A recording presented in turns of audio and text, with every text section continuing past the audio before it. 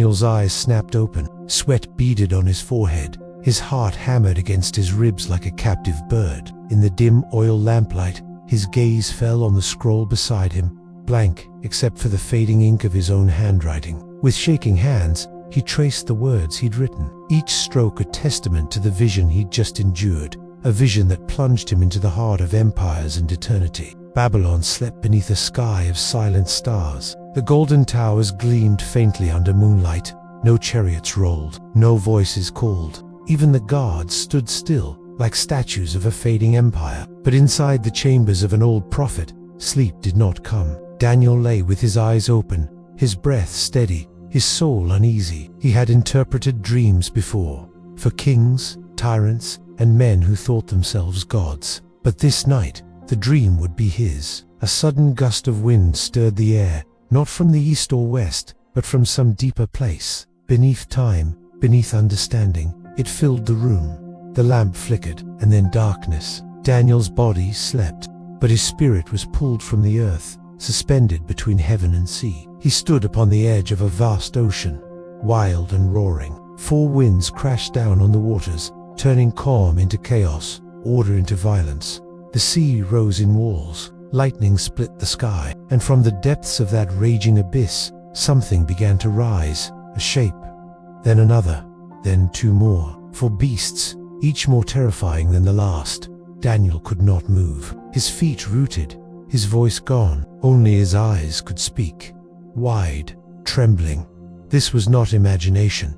This was not a dream. This was revelation. The first beast broke the surface like a storm-driven ship, a lion, majestic and golden, but with wings like an eagle spread wide in fury. It roared and shook the sky, but then its wings were ripped away. It stood like a man, and a human heart was given to it. Then came the second bear, massive and hunched, rising up on one side, with 3 ribs clenched between its teeth. It gnashed and growled, and a voice thundered, "Arise, devour much flesh." Next came a shadow gliding fast across the sea, a leopard, swift and lean, but with 4 wings on its back and 4 heads upon its shoulders. It was given dominion, and it vanished like wind into the darkness.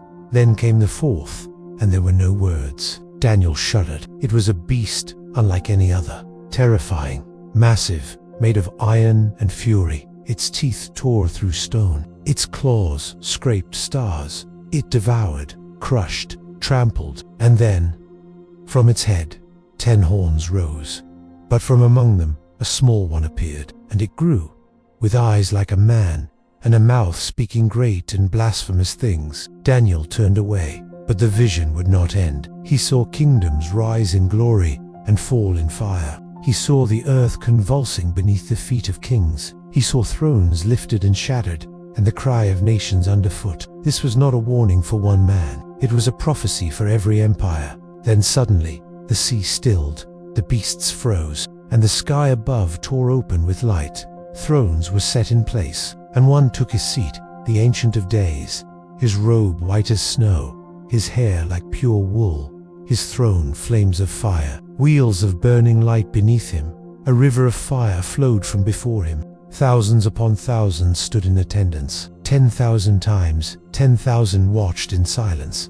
The court was seated. The books were opened. Judgment had come. The 4th beast, the one of iron and destruction, was cast into the fire. Its dominion ended, its voice silenced. And then, through clouds and flame, a figure came forward. Not beast, not king, but like a man, one like a son of man. He approached the Ancient of Days, not with violence, but with glory. And to him was given authority, honor, a kingdom that will never pass away. All peoples, nations, and languages would serve him. His dominion is everlasting. His rule will never be destroyed. Daniel fell to his face. The vision surged within him. Judgment had come, but so had hope.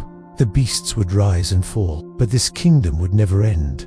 When he awoke, he found himself in his cell. Sunlight streamed in through the barred window, painting stripes across his humble bed. The familiar stone walls seemed closer, the chains binding him heavier than before. Yet it was not chains that held him, but the visions that burned in his mind. Shaking off the lingering effects of the dream, Daniel rose and walked to the rough clay floor. He paced slowly, the images of the night before seared into his memory. For great beasts, each more fearsome than the last, tearing across the seas and devouring the earth. Then the throne of judgment, the Ancient of Days taking his rightful place. And finally, the Son of Man, glorious and powerful, receiving dominion over all. But it was the last beast that troubled him, the one made of iron and destruction.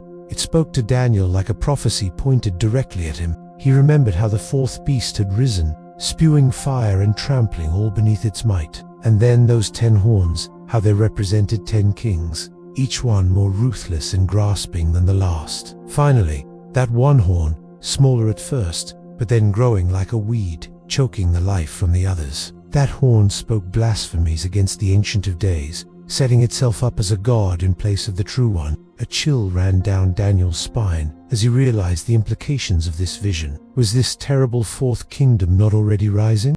Could that blasphemous horn be emerging even now in the kings and conquerors of the world? Driven by a sudden urgency, Daniel rushed to his desk. There, in the flickering light of the oil lamp, he unrolled the papyrus, dipping his reed pen into the ink. He had to write this down, preserve these visions for future generations, lest they forget the words and warnings of the night. As he wrote, his hand moved faster than he could think, guided by some unseen force, as if compelled by the very spirit of prophecy.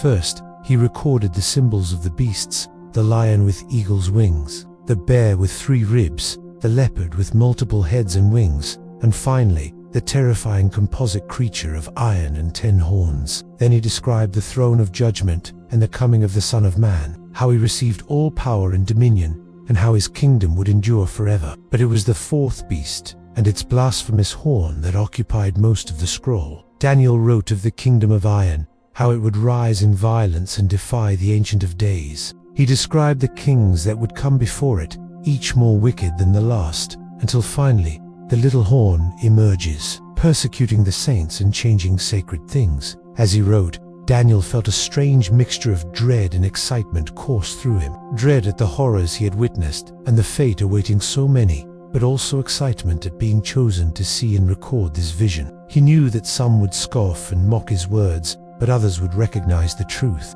When the scroll was finished, Daniel rolled it up, tucking it carefully into a hidden compartment in his desk. He knew this knowledge was too dangerous to keep out in the open. For now, he must keep the vision secret, waiting for the right moment to reveal it to the world. Days turned into weeks, and weeks into months. Daniel continued his simple life as a Jew in exile, praying, studying scripture, and trying to bring hope to his people. But the vision of the 4 beasts never left his mind. He saw shadows of the Iron Kingdom rising around him, in the ambitions of kings, the clash of armies, and the hunger for power. And he watched for the blasphemous horn to appear, knowing that when it did, the time of reckoning was nigh. Still, he held on to hope. He saw in the Son of Man the promise of ultimate victory, a kingdom of righteousness that would endure forever. For Daniel knew that no matter how powerful the beasts of violence and ambition may seem, they are ultimately no match for the Ancient of Days and his Son. So he lived, waiting and watching, until the day when he would reveal the scroll and its prophecies to those who were ready to hear the truth. It was the middle of the night, the hours when the dreams of men are most vivid and the veil between worlds is thinnest. Daniel awoke with a start, his heart pounding like a drum in his chest. The room was dark, lit only by the faint glow of the oil lamp on his desk, casting long shadows that danced and flickered on the wall. He could hear the distant sounds of Babylon sleeping, unaware of the turmoil that raged in the spirit realm. Sitting up in bed, Daniel realized it had been a dream, or was it? He couldn't shake the feeling that what he had experienced was something more, a vision sent from the divine realm to guide and warn him. He recalled the cryptic symbols, the ancient throne and the Son of Man ascending to power, but it was the final image that burned into his mind, the 4 great beasts rising from the chaotic sea. Daniel knew in his heart that this was no ordinary dream. It was a message from God, a glimpse into the future of his people and the kingdoms that would rise and fall around them. The first beast was a lion with wings like an eagle, majestic and powerful, yet stripped of its wings, reduced to a mere man. This symbolized the kings and conquerors who would use brute force and domination to gain power, only to be brought low and judged for their tyranny. The second beast, a bear, represented the empires that devoured and crushed their enemies, gorging themselves on the spoils of war and the flesh of the innocent. Daniel remembered the words spoken by the bear, "Devour much flesh." It was a chilling,